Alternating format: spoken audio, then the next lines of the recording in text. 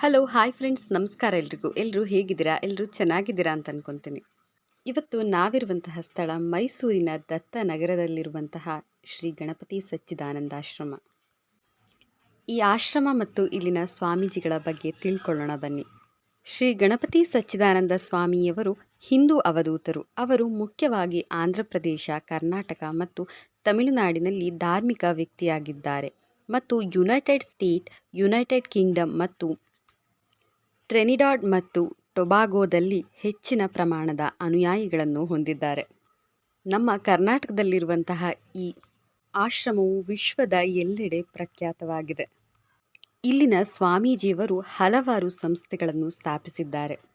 ಅವು ಯಾವುವೆಂದರೆ ಅವಧೂತ ದತ್ತಪೀಠಂ, ಶ್ರೀ ಸ್ವಾಮೀಜಿಯವರ ದೃಷ್ಟಿ ಮತ್ತು ಧ್ಯೇಯವನ್ನು ಬೆಂಬಲಿಸುವ ಒಂದು ಛತ್ರಿ ಸಂಸ್ಥೆಯಾಗಿದ್ದು, ಇದರ ಎಲ್ಲ ಸಂಸ್ಥೆಗಳಿಗೆ ಮಾರ್ಗದರ್ಶನ ನೀಡುವ ಜವಾಬ್ದಾರಿಯನ್ನು ಹೊಂದಿದೆ. ಹೀಗೆ ಮಾತಾಡ್ತಾ ಈ ಆಶ್ರಮದ ಒಳಗೆ ಹೋಗ್ತಾ ಇದ್ದೀವಿ. ಮುಂದೆ ಹೋಗ್ತಾ ಇದ್ದ ಹಾಗೆಯೇ ಎಡಭಾಗದಲ್ಲಿ ಶ್ರೀದತ್ತ ಕ್ಯಾಂಟೀನ್ ಅಂತ ಒಂದಿದೆ. ಮತ್ತು ಇಲ್ಲಿ ಅಕ್ಕಪಕ್ಕದಲ್ಲಿ ಕಲ್ಲಿನ ಕಂಬಗಳಿವೆ, ಅದರಲ್ಲಿ ಗಣಪತಿಗಳನ್ನು ಕೆತ್ತಲಾಗಿದೆ. ಸುತ್ತಲೂ ಹಸಿರು ಗಿಡ ಮರಗಳಂತೂ ಇಲ್ಲಿ ತುಂಬಾ ಇದೆ.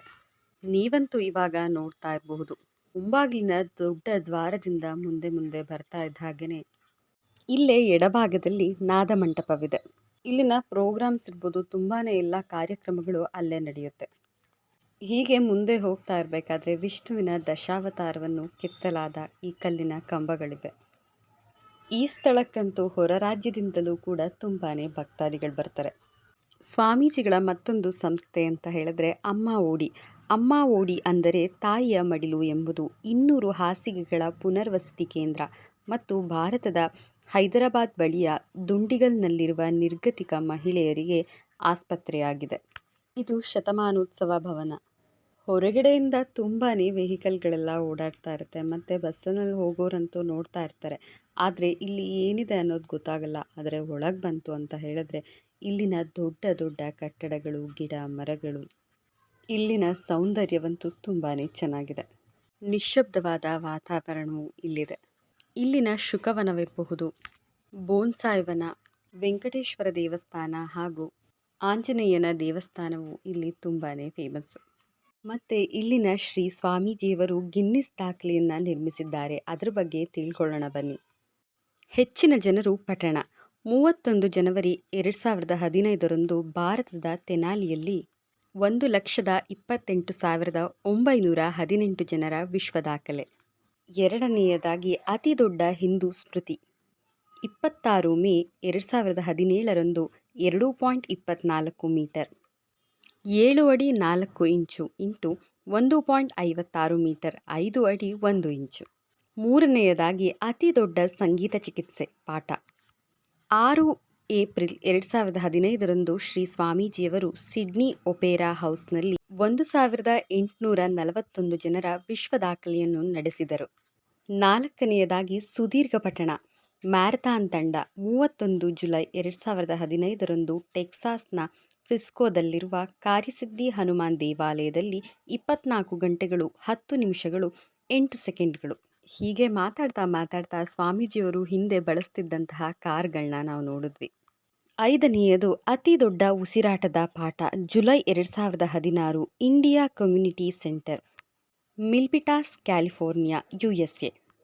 ಆರನೆಯದು ಪಠಿಸುವ ಜನರ ದೊಡ್ಡ ಆನ್ಲೈನ್ ವಿಡಿಯೋ ಆಲ್ಬಮ್ 40,976 ವಿಡಿಯೋಗಳನ್ನು ಕ್ಯಾರಾಪಿಚೈಮಾ, ಟ್ರಿನಿಡಾಡ್ ಮತ್ತು ಟೊಬಾಗೊದಲ್ಲಿ 31 ಜುಲೈ 2016. ಏಳನೆಯದಾಗಿ ಬೋನ್ಸಾಯ್ ಮರಗಳ ದೊಡ್ಡ ಪ್ರದರ್ಶನ ಮೈಸೂರು ಆಶ್ರಮ ಡಿಸೆಂಬರ್ 2015 ನಡೆದ ವಿಶ್ವ ಬೋನ್ಸಾಯ್ ಸಮಾವೇಶನದಲ್ಲಿ 2,600ಕ್ಕೂ ಹೆಚ್ಚು. ಎಂಟನೆಯದಾಗಿ ಪಂಜರದಲ್ಲಿರುವ ಹೆಚ್ಚಿನ ಪಕ್ಷಿ ಪ್ರಭೇದಗಳು 486 ಜಾತಿಗಳು 6 ಮೇ 2017. ಇಂದು ಒಂಬತ್ತನೆಯದಾಗಿ ವಿಶ್ವದ ಅತಿ ದೊಡ್ಡ ವಿಶೇಷ ಅಂಚೆ ಚೀಟಿ 2.87 ಮೀಟರ್, 30.9 ಚದರ ಅಡಿ, 26 ಮೇ 2018 ಅವಧೂತ ದತ್ತಪೀಠ ಮೈಸೂರು ಭಾರತ ವಿಶ್ವಂ ಮ್ಯೂಸಿಯಂ ಸ್ಮರಣಾರ್ಥ ಭಾರತೀಯ ಅಂಚೆ ಇಲಾಖೆ ಈ ಅಂಚೆ ಚೀಟಿ ಬಿಡುಗಡೆ ಮಾಡಿದೆ. ಇದಿಷ್ಟು ಸ್ವಾಮೀಜಿಯವರು ಗಿನ್ನಿಸ್ ದಾಖಲೆ ನಿರ್ಮಿಸಿದ್ದಾರೆ. ಹೀಗೆ ಇಲ್ಲಿನ ಆಶ್ರಮದ ಬಗ್ಗೆ ವಿವರಗಳನ್ನು ತಿಳಿಸುತ್ತಾ ಇಲ್ಲಿನ ಆಂಜನೇಯ ಸ್ವಾಮಿ ದೇವಸ್ಥಾನದ ಹತ್ತಿರ ಬಂದ್ವಿ. ಇಲ್ಲಿಗೆ ಬರುವ ದಾರಿ ಉದ್ದಕ್ಕೂ ಆದಷ್ಟು ಎಲ್ಲ ಇಲ್ಲಿನ ವಿಶೇಷ ಜಾಗಗಳನ್ನು ನಾನು ವಿಡಿಯೋದಲ್ಲಿ ಕವರ್ ಮಾಡಿದ್ದೀನಿ. ಮೈಸೂರಿಗೆ ಬಂದಂತಹ ಪ್ರವಾಸಿಗರು ಇಲ್ಲಿಗೆ ಒಮ್ಮೆಯಾದರೂ ಬರಲೇಬೇಕು.